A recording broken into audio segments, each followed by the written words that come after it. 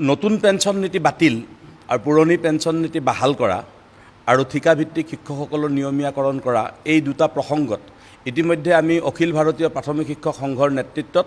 2004 চনৰ পিছৰে পৰা আমি অবিৰতভাৱে সংগ্ৰাম চলাই আহিছোঁ। এই সংগ্ৰামৰ অংশ হিচাপে এইবাৰ আমি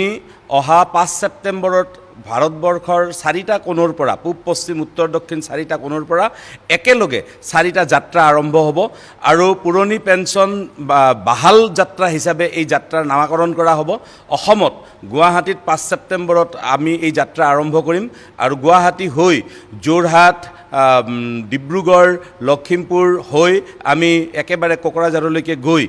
পশ্চিমবংগৰ হাতত আমাৰ এই যাত্ৰাৰ ৰথ আমি তেওঁলোকৰ হাতত অৰ্পণ কৰিম। আৰু ইয়াৰ মূল কথাটোৱে হ'ল যে 2024 চনৰ নিৰ্বাচনৰ আগে আগে যদি ভাৰত চৰকাৰে এই পুৰণি পেঞ্চন ব্যৱস্থা বাহাল নকৰে তেনেহ'লে অখিল ভাৰতীয় প্ৰাথমিক শিক্ষক সংঘৰ নেতৃত্বত ৰাজ্যৰ শিক্ষক কৰ্মচাৰীসকলে ৰাজনৈতিক সিদ্ধান্ত গ্ৰহণৰ কাৰণে বাধ্য থাকিব।